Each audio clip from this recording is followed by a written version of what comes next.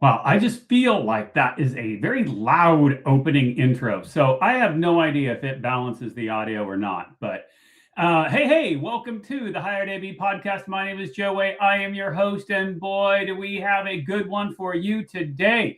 Well, maybe because I'm alone. No guest today. No guest yet again. Yet again. Why no guest yet again? Because we are continuing this short theme of a pre-infocom, but not a pre-infocom. It is actually a business of AV themed, where I am sharing over the, as you might have noticed, the last couple of weeks, some pro tips, things that are important for us as technology managers to be successful in our roles. And I'm going to pump here for you that we have an upcoming series that is going to be very unique, and I want you to get ready for it. We're going to talk about brand development, personal failures, overcoming, and how to set yourself up for long-term success as I begin to rotate and move the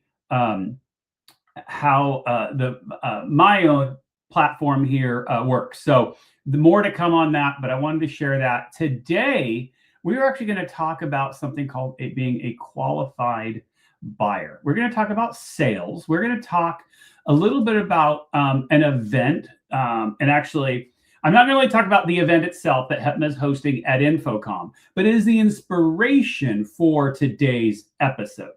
Okay. Just like last week's was the Hired AV Awards, and that was inspiration on how to do something successful, what judges look for, things like that. Now we're going to talk about being a qualified buyer, why that's important, pro tips for you, things to think about in your role, regardless of who you are, okay? And where you sit doesn't mean just because you are not the director or manager or person holding the budget doesn't necessarily mean you're not a qualified buyer, because you could be at an event being the representative for your university and coming back and influencing the decision that will be made in the long run. So that is that. That's that. So we want to get into a couple of things. One, what is a definition of a qualified buyer? A qualified buyer. It does not necessarily mean that somebody just has a budget for something.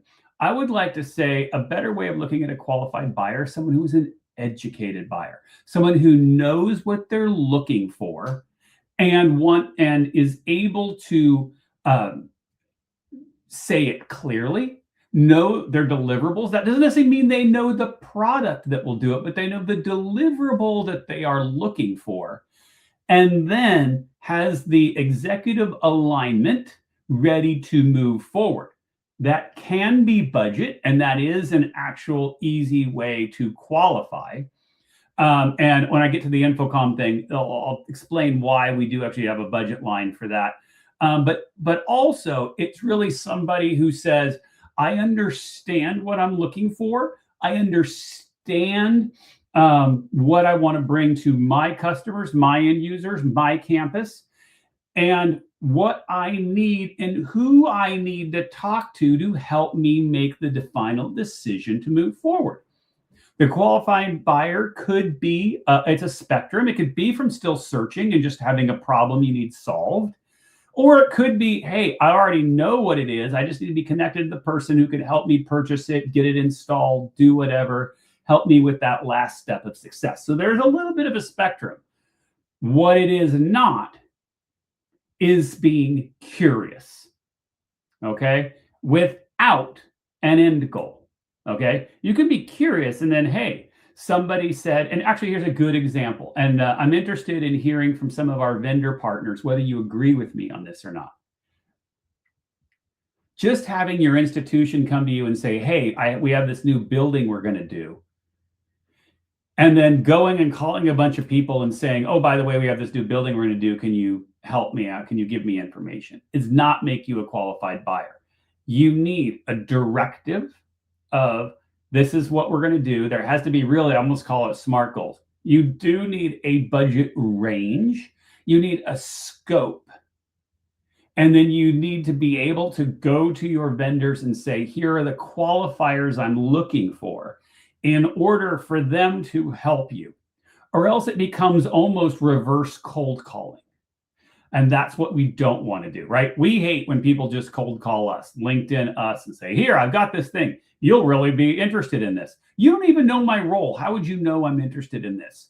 The same thing can happen on the reverse, where if you shotgun out your information, I guarantee you there will be salespeople who will answer and give you the time because, to them, hey, it could be the beginning of a good relationship that will show fruit later. But the fact is, if I were a salesperson, I want to work with a qualified buyer. I want someone who knows what they want, even if they don't know the final solution, before I deal with someone who's just looky-looing, right? Someone who goes, oh, I'm kind of curious. There is a time and place for research. There's a time and place to gather information. And you should always be looking on, the HETMA events and attend the lunch and learns, and always be asking your vendor reps to send you information, join email lists, get every newsletter you can. That's the looky-loo stage. But when you qualify by, you need to know what scope. I'm doing 10 classrooms. I need them to have these feature sets.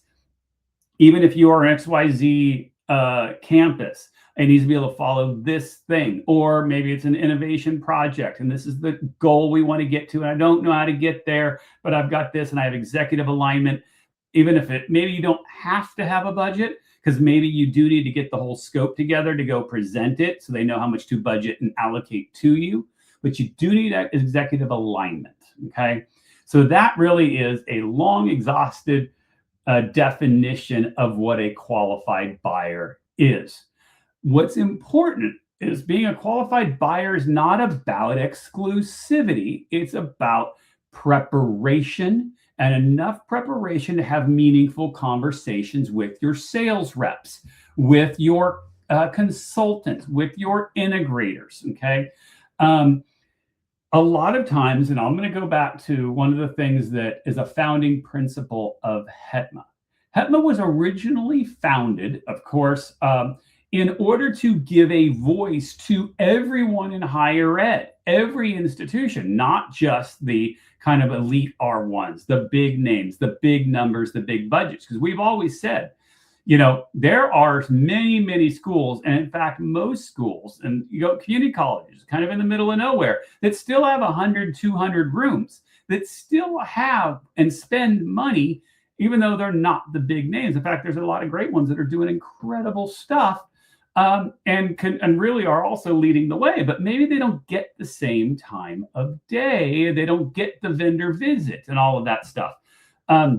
So becoming a qualified buyer, becoming the stop on the tour, for example, when a vendor comes into town, being the one they want to talk to, obviously it means that, a sales rep wants to know that there's going to be a sale somewhere down the line, or at least an opportunity to bid on the sale, okay?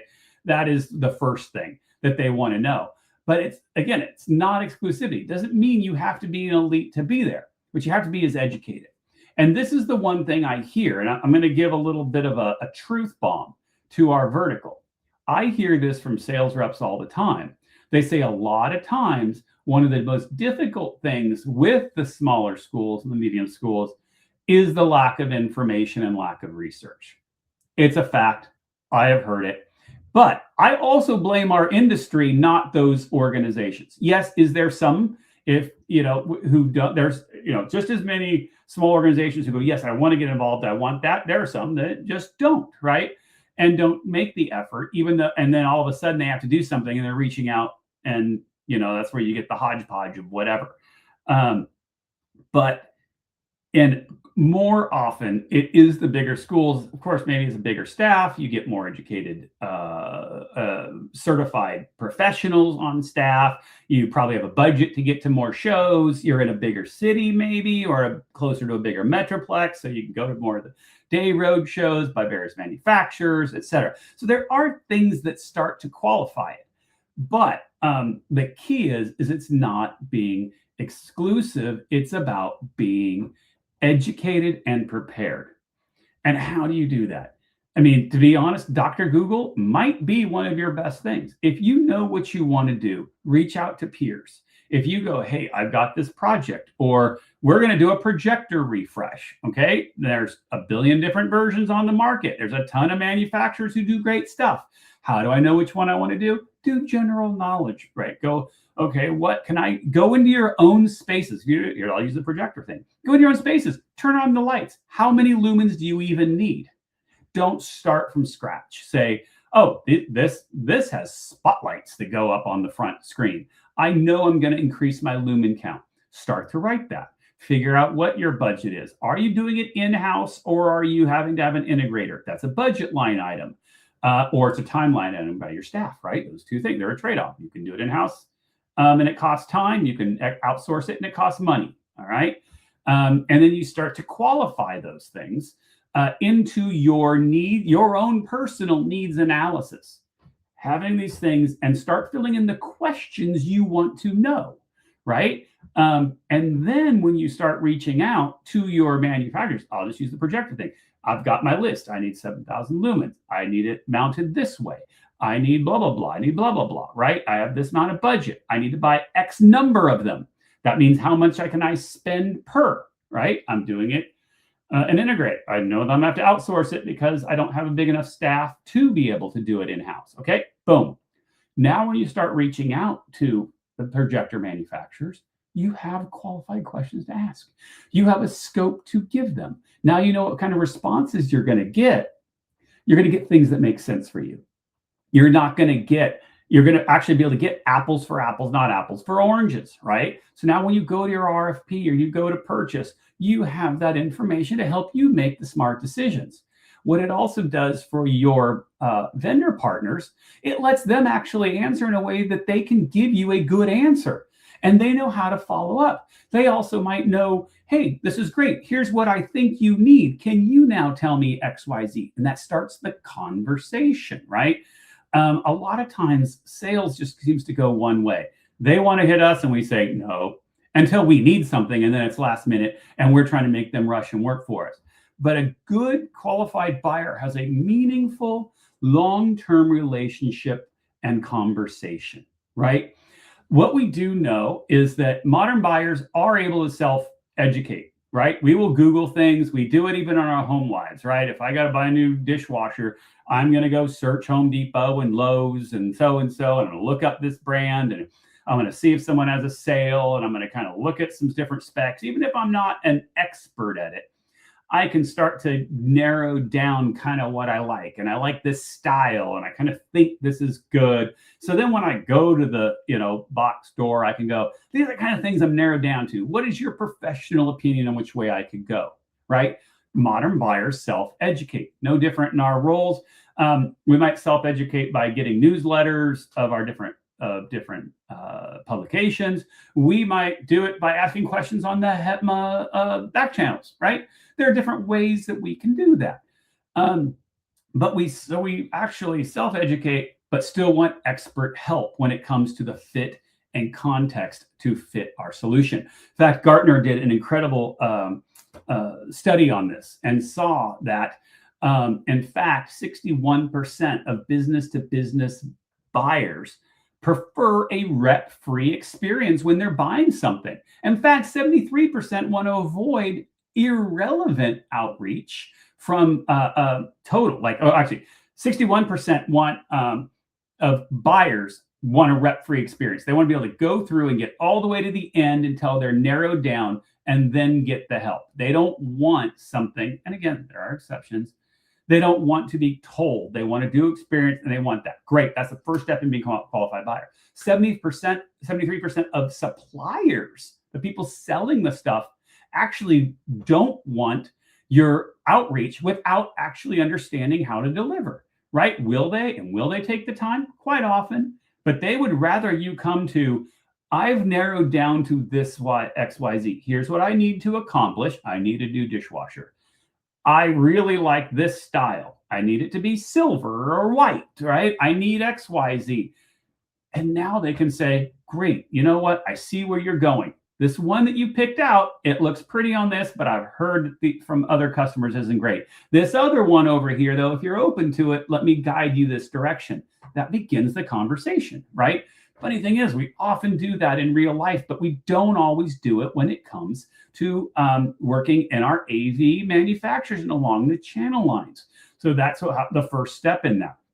And again, we understand that it's now budget is part of it, but a defined problem with alignment can end up so much stronger, right? You need to know the success criteria of what you are aiming for. Really, what it does, it reduces the confusion between the vendor and the prospect, right? Because defined outcomes helps both sides, right? I mean, to be honest, obviously, if I'm a salesperson, when I'm in sales, I would rather know what you want to accomplish in what budget and what time frame.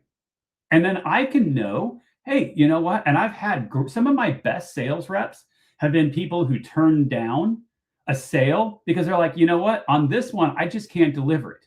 If you're looking to go this way, I think I can. But if you're not and you're sold on this, I can't deliver this one. But will you give me a chance the next time? Absolutely. Let me tell you how much respect that gives on both sides. I haven't wasted their time. And I've seen this and I've heard it from our colleagues where you'll go through a whole RFP process and you will throw out stuff so vague. By the way, go back to my RFP series I did for AV technology about being very specific in your requests. You'll go so vague and you just waste everybody's time already knowing what you want to pick. And you make it vague so that you can either turn people down or you getting free labor out of them. I know you all do it, not all of y'all, but I know some of you do. And that is what needs to be stopped. So by having your very defined outcomes when it comes to it, defining what success looks like, the criteria that gets it, allows that conversation to happen, right? And in fact, Gartner and that same study found that buyers are almost 1.8 to 2 times more likely to complete and finish a high quality deal, okay, when there is a combination of their own research, their own knowledge, and the guidance of a vendor rep who is also very qualified and knows something. So I'm going to flip this the other way and talk to our vendor reps too. This is where it's important that you come with questions as much as, right? If I give you my list of, here's what I'm looking for. If there's gaps, and you can see them because you know from your point of view, one of the advantages that integrators and manufacturers have is you work with a lot of schools.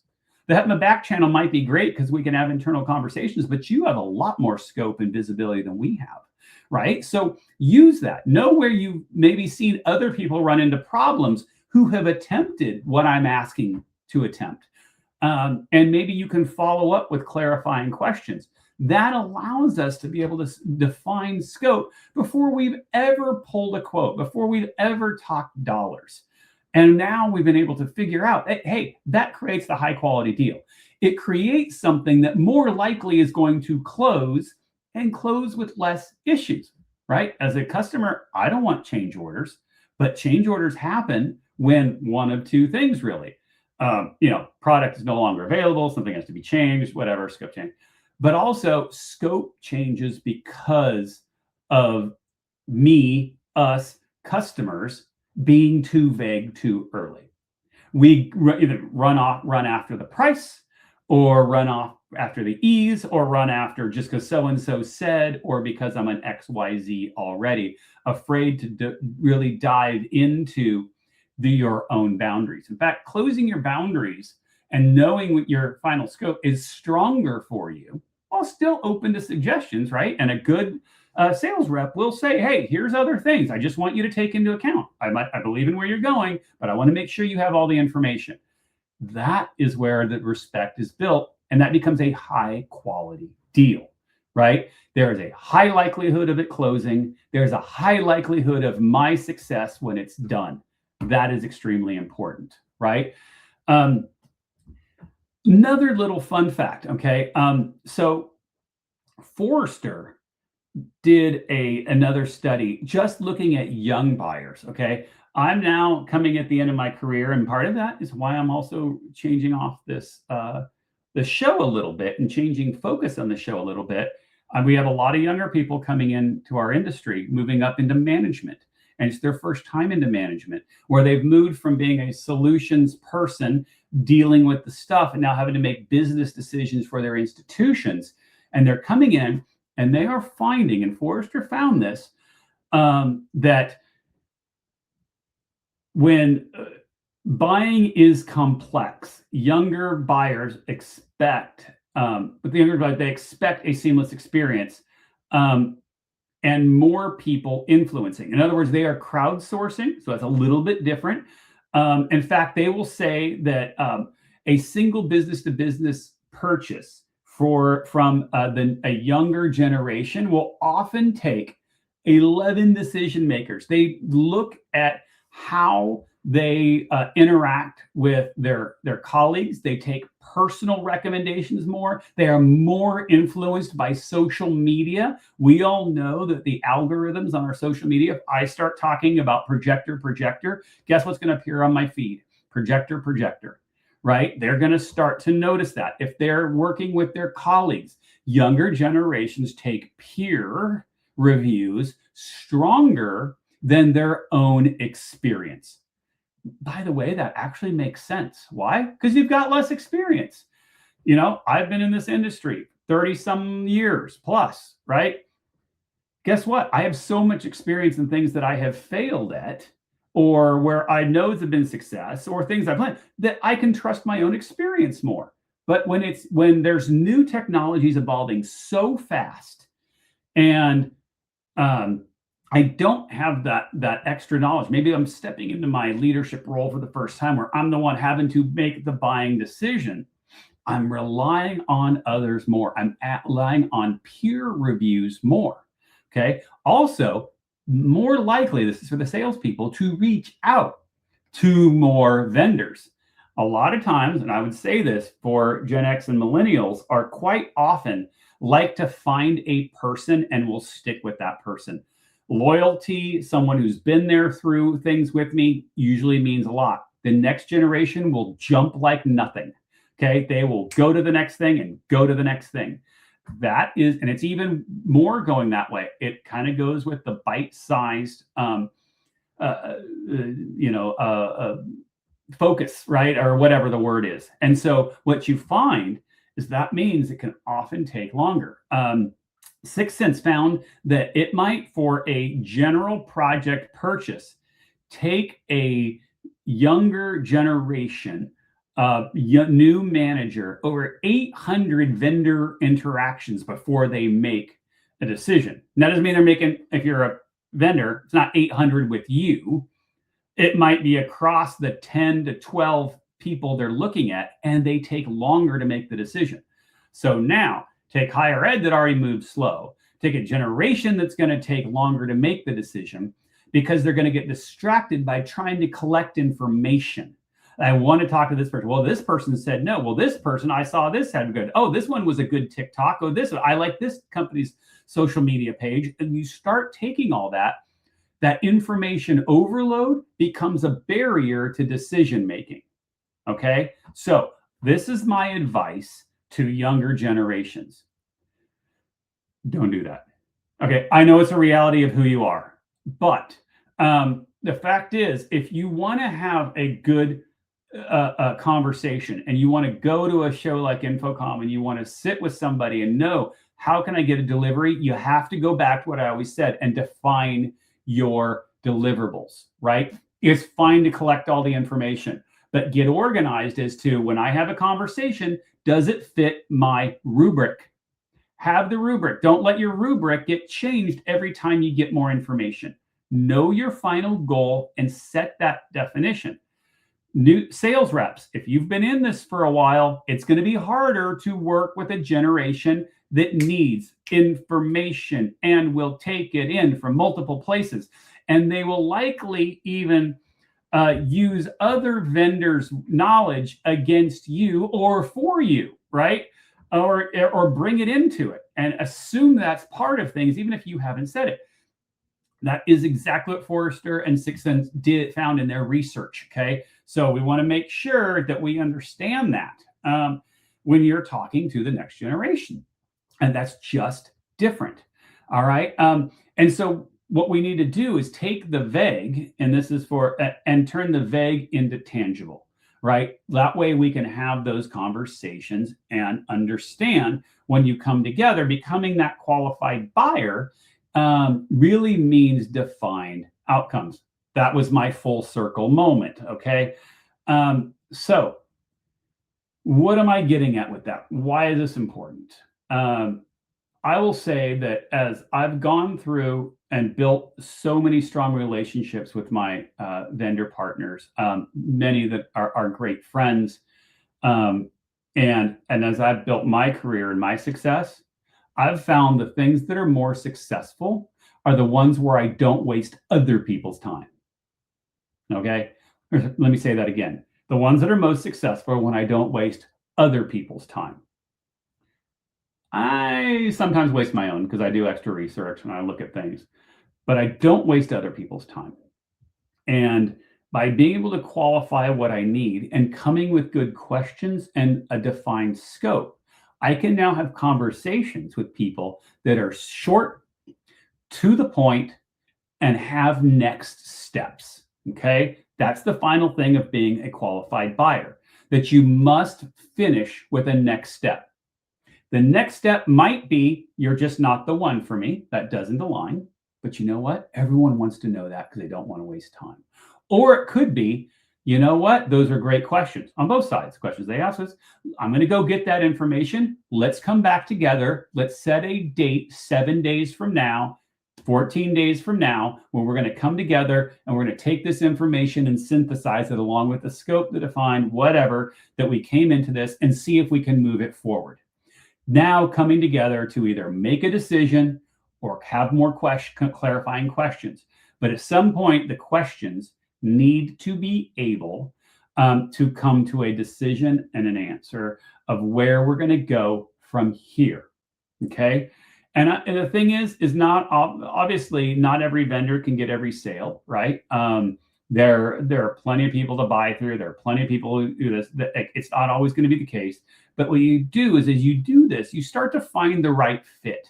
You start to find, as a higher education person, you know what? When I do this type of space, this is the vendor that typically delivers it more. And it's not just because their website has great pictures of that type of thing. It's probably an alignment. They end up doing it well because they know how to ask the questions, right? Who you're going to use for your esports lab might be very different than who you're going to use for your classroom. And that's okay. And as you start to define the scope, you start finding who fills the gaps. And also, it helps our vendors understand where their gaps are. Maybe they're going to go and invest in it. Maybe they're going to say, you know, when they ask why you haven't used them, you go, well, project management just keeps sucking. And for some reason, the turnover at the end, we have great conversations to start. Everything is great up to when the PO comes, but then I lose communication, right? Those are information that helps me with my final deliverable. What's the timeline? I think I said that. That's a great one to have too. What is the timeline I need this? Not just for maybe ordering, but for final install or commissioning, etc.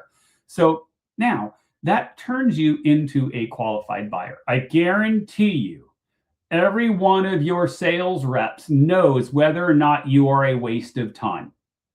Okay. They all have a quota to make. They have so many outreaches. Their Salesforce, their HubSpot is looking at how many emails they send out every month, or how many connections are made, or how many names go down on they met at a conference or whatever. They have to track those things.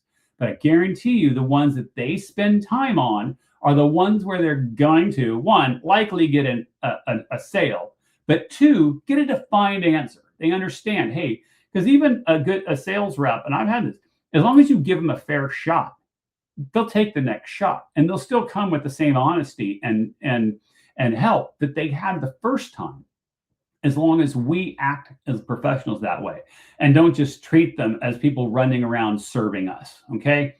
We need to serve our vendors as much as they serve us. Okay. We need to help them deliver us success. That has a lot of responsibility on our side. And I'll tell you, I know a lot of us don't. Now, are there times where you honestly have no clue? You just got assigned an arena and you've never done an arena and you're going to go like, I don't know what to do. And you might cast it out. Sure. Those are the outliers. Okay. If you're to the point where you're a decision maker in your organization, you've probably had the experience behind you to at least know where to start, or you can find the person to talk to. Okay. So those are the differences. And also that's a great place for peer review, right? If you do have that random project you've never done, sure, you can start with a consultant, you can start with the channel, but I suggest you start with peers. Reach out to someone who you saw an article on that they just did it and just say, hey, can I get 30 minutes? I just want to pick your brain. I don't even know where to start. That's where I suggest starting out. And then that turns you into being able to take the next step of success. Okay, I'm sure I'm going to finish this episode. I'm at 30 minutes and have more to say that I should have thought about. There's going to be a follow-up article coming later this week on this where I'll hit some of these notes and I'll explain it a little bit more and give you the overview. But that brings me to the thing that HETMA is doing at Infocom as a one-time. So this is a little bit of an advertisement, and hopefully this starts to make sense off of what I said. So on Thursday of Infocom, that is June 18th, at the HETMA booth after the show floor closes. So from 5 to 7 on the show floor, everybody is kicked off the show floor. Everybody is out. All of a sudden, security is going to come in. Lines are going to form, and we are hosting as HETMA the checkered flag as we come up to the end of the road to 10K a year. VIP qualified buyers after hours party or after hours reception for qualified buyers. Okay. I want to put something straight. This is not, I don't know how this is going to sound. This does not just mean, as we know, we have a reception at the HETMA booth every day from 2 to close. We do a happy hour every day in the HETMA booth, 2 to close. Does not mean we just continue this happy hour for 2 more hours. Let me clarify that. Everybody will be kicked out, and then you will be allowed back in if you have a ticket to this very, very exclusive event. Okay? Don't take this the wrong way. Way we are doing this, because I've had, and we all have had, and HETMA has heard this from our higher ed people who go, why are you here? Well, I have this XYZ project, or I need to look at projectors, or I want to do XYZ. Well, how do I know those people? We always say, well, stop by the HETMA booth because everybody's here. Come to the happy hour. You'll meet the people. Yes, that is part of it. But what we want you to do is we want you to come to this party if you actually have a real project valued at over $200,000 over this next year. So you're going to buy over $200,000 in product, maybe projectors, or it's a few 10 classrooms, and you've got a budget anywhere from $200,000 or over into the millions. It doesn't matter. Come with that. Okay. That's to qualify to get in. We're not making you do a presentation or anything. Okay. But just someone's going to ask. You have to know you are looking for something, right? That's what we're going to do. And then we're going to have vendor partners there, not selling, but the people you want to connect with. So we're going to ask you, what are you working on? When you fill out the form, what are you working on? Our vendor partners, what kind of customers are you looking for? So I don't want to say we're going to play matchmaker, but we want to make sure you meet the people who can get you those answers. So listen to what I just said about how to come as a qualified buyer. Yes, the ticket to get in is you must have an active project over the next 12 months worth over $200,000. That, if you don't have that, when you fill out the Eventbrite, we are going to decline because it's very, this is something people ask for. This doesn't mean we're not saying want you at the party. You have asked for that. You have asked for how can I connect to you. So this is just one of other things. Just like we have the awards, just like we have show floor tours, just like we have an education summit, just like we have a show floor booth, just like we have the happy hours. This is just a specific 2-hour event for those people who are looking for something specific.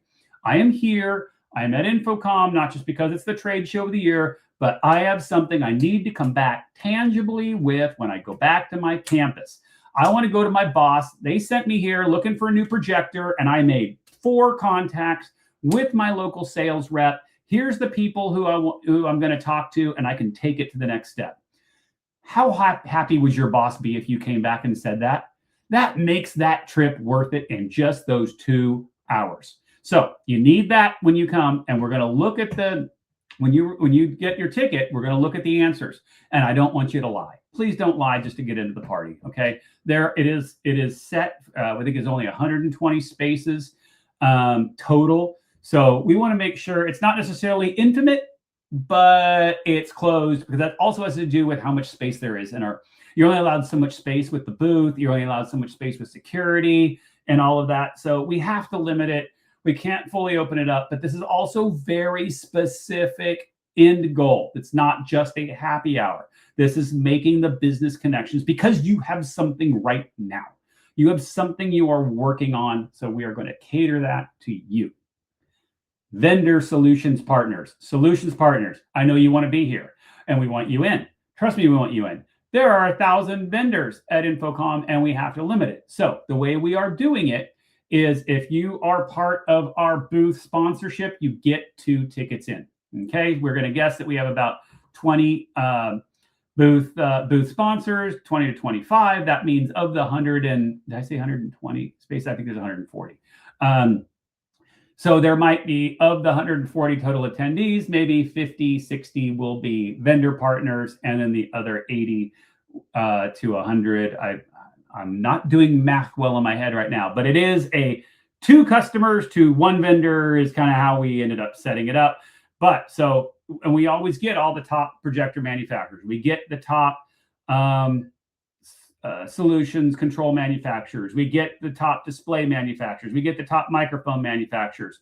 You get 2 tickets as part of your booth sponsorship. Okay, so if you're part of a booth sponsorship, you get 2 tickets in. That's just how we're doing it this year. We can't let everybody in, or it'd be nothing but vendor partners, because I know you want to be in touch with the qualified buyers. So that's it. When you fill it out, if we don't see that you are part of the package by the date of the package, I am going to release it, because this is for people who have serious projects, and with our vendor solutions partners who are serious about the HETMA community. That's it. If people are looking at integrators, this is perfect for you. Key manufacturers, this is perfect for you. Manufacturers who have a product that you know works well, but you need to get with somebody because you don't have their voice and you don't know how to find them, this is perfect for you.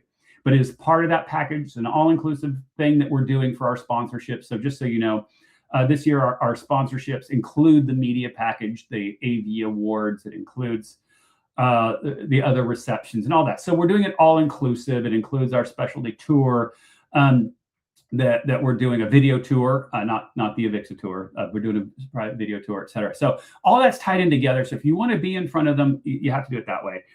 That's just, it's the way to qualify it, or we know that everything is going to be taken up by just someone who goes, yes, I want to be there. Of course you want to be there.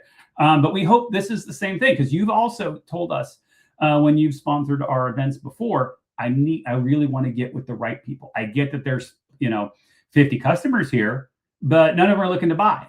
And they're great people, I know. Well, we're trying to bring the people who are looking to buy and need a solution now with the people who have the solutions to provide. And we're going to get you together in the room, right? We're going to have qualified buyers. We're going to have qualified solutions partners come together. And that's how we're going to have meaningful conversations. I'm going to do a little behind the scenes. Many of you have heard me talk about the RTM CIO conference that I attend. In fact, I think the next one is next week. That's what their whole thing is set up that way. The entire 3-day event is set about qualified buyers and executive alignment with qualified solution partners and having those meetings. So this is going to be all right. So we're going to do some bourbon. Maybe I'm going to look at the price of it, but we're going to do it more upscale. Okay. This is not just a happy hour. We're going to change the theme again when everyone is kicked off and the security line kicks in and you check in and you need your ticket, and we're going to have a good time. We're going to have some entertainment there. We're going to change the theme a little bit, and we're just going to have a good time with people connecting. And we're going to have hosts. I'm going to have a note on that thing, what you're looking for, and I know who I'm going to connect you with, so you make that connection. That might only be 5 minutes of the 2 hours, but I want you all to connect. And I want you to be able to share information so you can go back later. Maybe the show floor isn't the time to have the whole conversation, but have your key deliverables ready. So you know when you follow up next week, you're not wasting the half hour. When the week after, you're not wasting the half-hour call. You know how to continue forward. We think this is going to be really great. We're going to try it. It may fail miserably. I don't know. But we're going to try it because our members, you've asked for it. Solutions partners, you've asked for it. We're trying it. We're trying it new. We're excited about it. And again, I'm going to say for those who don't have projects, doesn't mean, again, don't take this like, oh, this is only for them. This is only for blah, blah, blah. No, this is active. You don't have to be the elite multi-million-dollar school. You just need an active project that's in at least the budgeting phase, that with a defined scope and executive alignment that you know will get done. This isn't I proposed it and we're going to see. No, you need an answer. It's going to happen. And we want to get you in a room and we want you to help you because space is limited. Again, just it is what it is. And so help us help our community be successful. That's what I'm going to ask. Okay. So that's that. Hopefully you enjoyed this episode, everybody. I know I got a long one again. I was expecting this to maybe only be 20 or 30 minutes again. So hopefully you learned what it means to be a qualified buyer. Hopefully I gave some good tidbits from the solutions partner side. And we can all come together because Hetman has always talked about how we are true members of the channel and we align as the channel. So that's where I think this is going to be a big step. It aligns with Business of AV. So there we go. Here's your Business of AV podcast episode coming very soon. A special 6-week thing where we talk about brand development, failure, and overcoming those failures for success. So hope you enjoyed that. I love you, people. As always, none of the opinions expressed here are necessarily those of any respected institutions, any sponsors of the show. People that want to sue us. Yep. Those people. This has nothing to do with you. Just made up situations. That's what it is. And as always, you're not like these opinions. You may not have. Hopefully you did. I'm just kidding. There may be better ones next time. Love you, fam.